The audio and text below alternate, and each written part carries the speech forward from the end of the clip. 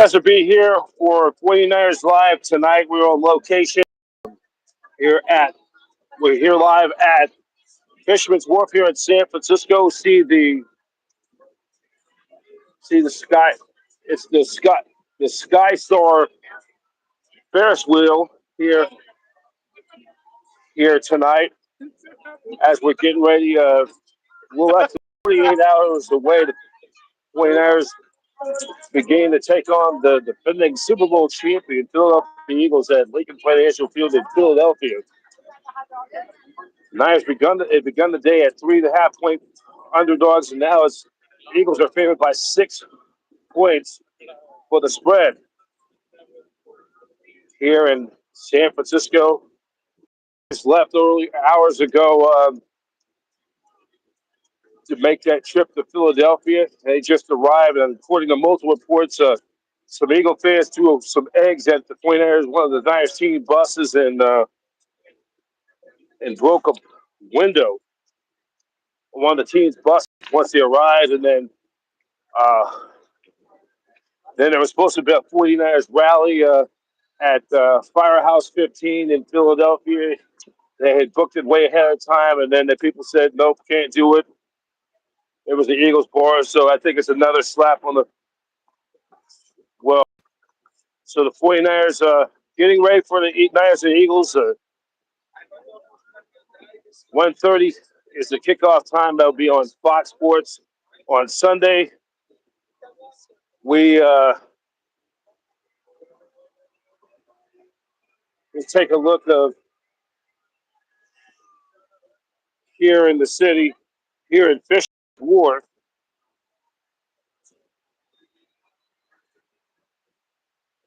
Right here at Fisherman's Wharf, walking up, trying to hop on a bus. So, got a few minutes time. Gonna flip the camera.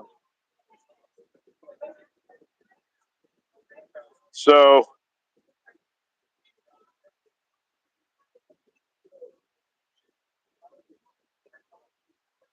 I'm just here walking over here to the 49ers. Some of the news. Trent Williams practice.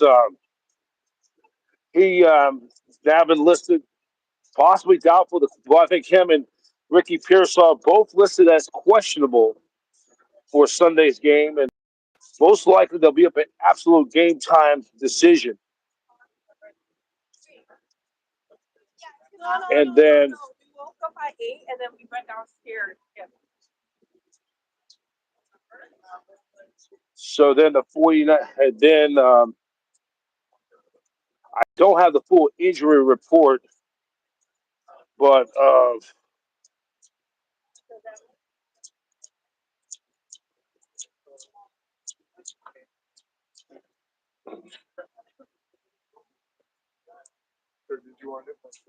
no.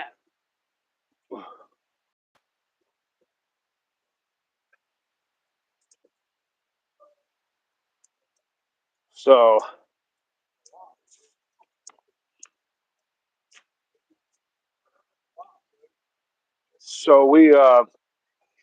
the Niners will, of course, a lot of the Niner faithful made the trek back east for this first playoff game. There's Eagles, of course, a rematch of the NFC Championship 2 or 3 years ago. This is only the third time that the Niners and Eagles ever met in the postseason play. You got to go back to go Hawks. Go back to it was Eagles dominated the Niners 31-7. Of course, Brock Purdy got injured on his throwing elbow, never returned. Josh Johnson came in there quarterback, and then they had to use Christian McCaffrey after Johnson was hurt. And then the Eagles just shredded the top-ranked defense in that game, 31-7. It was not even close. And then the only other time the Niners met the Eagles in the postseason was the NFC wildcard game back on December 29th, 1996. By the way, that was my birthday on that day. Niners shut out the Eagles 14-0, and that was the game where Steve Young scored a touchdown on that quarterback keeper, but the had took a hard hit, cracked some ribs, and then later he in that game he threw a touchdown to Jerry Rice that sealed the game. I think it was Marquez Pope got an interception when the Eagles were driving, trying to score a game-tying touchdown before the first half ended, and that changed the whole complexion of the ball game. Then Young connected with Jerry Rice and scored a touchdown. That pretty much put the game away for San Francisco. They shut out the Eagles 14-0. Of course, Ricky Waters, now the former Niner, now with the Eagles, played in that game. Ray Rhodes, who was the defensive coordinator, longtime defensive coordinator with the 49ers on two occasions, was the head coach there in Philly. Then you had a young assistant, John Gruden, who was an assistant offensive coordinator, 49ers offensive quality control coach, and then was on Mike Holmgren's staff in Green Bay. And then, so there's a lot of connections in that. So then, and then the Niners would end up losing a week later. It was so crucial.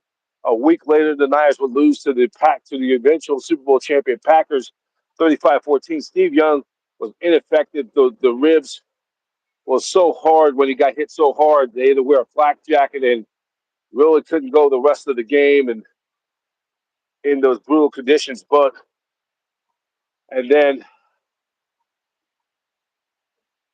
of course, other Niner Eagle games over the years in the regular season. We think of Joe Montana throwing fourth quarter touchdowns in that come from behind win against the Eagles in Week 3 back in 1989 against Buddy Ryan's vaunted Eagles defense.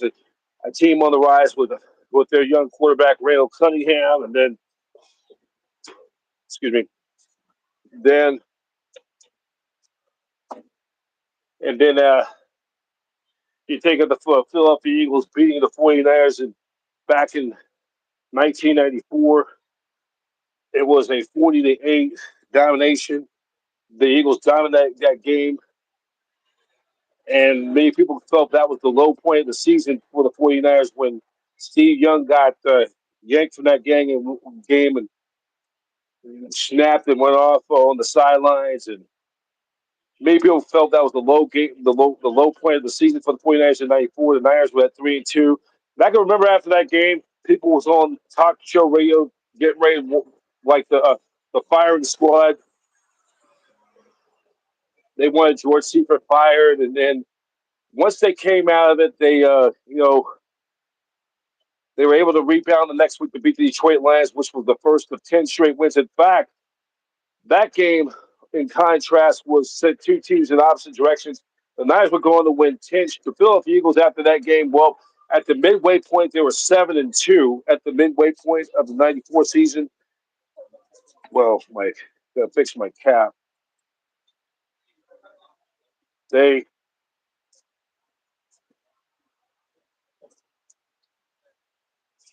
end up being 7-2 at the midway point before they ended the year with on a 7-game losing 7 in a row to end the year, 7 straight losses to end the year.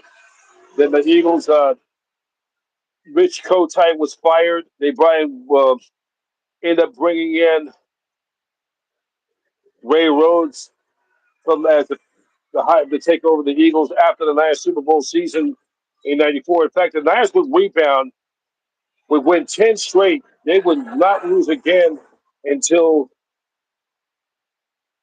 they won the NFC West and locked up the home field advantage. Of course, in Week 11 they would beat the Cowboys and then wouldn't lose again until they lost when they lost to the Vikings on Monday Night Football, which that game had nothing to play for, but for pride and for not getting players getting players rested for the playoffs, and Niners going to win the 5th Super Bowl. And there's some other games I could look back to. 2001 Eagles and Niners at 3Com Park at Candlestick Point. A defensive Andy Reid's Eagles versus Steve Mariucci Niners. Two former assistants under Mike Holmgren for the Packers Super Bowl winning team in '96. And with Donovan McNabb or Derek Smith intercepting Donovan McNabb's end zone pass in the goal line stand for an interception. This was after when the Niners thought they stopped the Eagles on 4 downs and looked like they did, and then the Niners got hit with a personal foul, a late hit out of bounds that gave the Eagles 4 more downs, and then McNabb throws the interception to Derek Smith, and then after that, the Niners offense got on the field and marched down to Jeff Garcia. The Niners were up 6-3. He cooked up with Terrell Owens and caught a big touchdown pass that pretty much put the game away. The Niners won 13-3. The Niners would end up going to the playoffs in 2001 after just a 2-year hiatus after 2 rough years the previous, and then for the Eagles, they would go on to win the NFC East and begin that run, of course. After that, really two teams with opposite ends of the spectrum. The Niners would get back to the playoffs and won the NFC West in '02. The Eagles end up beating the Niners on a Monday night. I remember with Brian Mitchell, who we had on our podcast, returned a big punt return for a touchdown to become the all-time touchdown scorer in punt special teams yardage. And I was at that game on Monday night, and then right after that, the Niners, Niners went 10-6, Eagles went 12-4.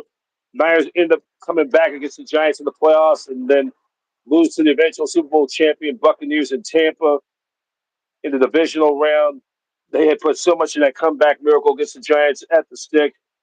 They just ran out of gas against a Tampa Bay team who was just coming off their bye week, and with the number one ranked defense, they would lose to Tampa. Then just after like that, Steve Mariucci was fired, and then which was a big mistake at the time by John York. And then for the Eagles, they would go all the way to the NFC Championship game and losing their final game to the Tampa Bay Buccaneers, and the Buccaneers ended up beating the Raiders in the Super Bowl. And then for the 49ers and Eagles, both teams with opposite ends of the spectrum.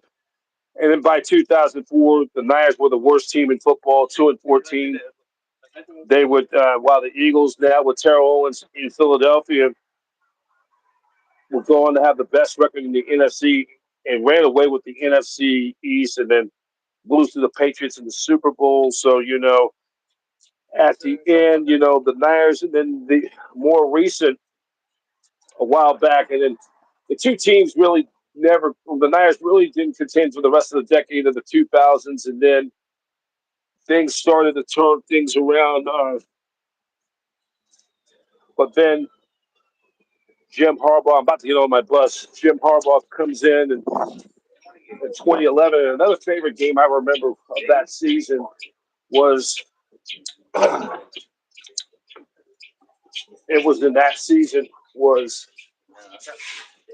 2011. Sorry, 14 years ago. It was Niners playing the Eagles. The Niners scored 21-3 against the so-called dream team they had in Philadelphia, the Eagle team. This time, Michael Vick was quarterback. He had former Raider Nnamdi Asomugha had 21-3 lead. And then the Niners had that comeback winning, scoring 21 unanswered points in the second half. And then I remember that little swing pass that Vic connected with wide receiver Jeremy Maclin, and the Eagles had that first down. And then I believe, I'm trying to think of who it was. And then it was Justin Smith for the Niners, the Cowboys, took the ball from Jeremy Maclin. I thought it didn't look good for the Niners when the Eagles got that first down. Justin Smith stripped the ball. The Niners got the ball. It was a fumble. They get the ball back. They run out the clock. They win 24-21. In contrast, both teams went opposite ends of the spectrum. The Niners, for the for the 49ers. This was a turnaround year in Harbaugh's first year as head coach, Jim Harbaugh, of course. And then they would not. I mean, for the Philadelphia Eagles, I mean, I always say, I look back at that game. That game for Andy Reid was the marking at the beginning and the end of his tenure in Philadelphia. The Eagles would go on. I would never really recover. They would go on to go 8-8, finishing one game behind the New York Giants for the top spot in the NFC East. And that one game was the difference when they couldn't beat the Niners, when the Eagles couldn't beat the Giants at home a week earlier. And the Giants were able to get into the playoffs and took all the way for their Super Bowl win. Niners go 13-3 and would lose to the eventual Super Bowl champion New York Giants in the Super Bowl. So, and then and then this should be a good game. I mean, the Niners got to play. They've gone through all the injuries and everything, and you know, just got to take it one game at a time, and just we're just going to see what with the underdogs is the us versus world, the Niners and Eagles, the road to Super Bowl 460. Niners are just 3 wins away from will be involved in that Super Bowl. That would be a dream come true. But first comes first. Niners Eagles kickoff time is at 1:30 Sunday, and that will be on Fox. We'll be doing an audio cast. We'll be doing an audio stream remote cast for the game. Just get my analysis and we do a little play by play. We'll be at Jake's Steaks Cheesesteak Shop in the city, and come on by. Come on by on Sunday. Um, we'll yours truly will be there. So we're going to wrap it up for now. Professor B for Niners Radio 49.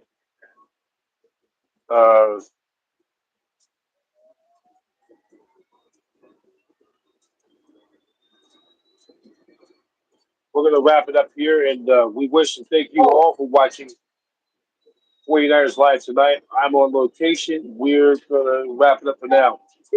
Thank you very much. And we'll have another edition of 49ers Live tomorrow morning, Saturday morning, and give you some live update, give you some latest updates. So I'm getting ready to sign off right now. Professor B signing off, and thank you for watching tonight on location, on remote.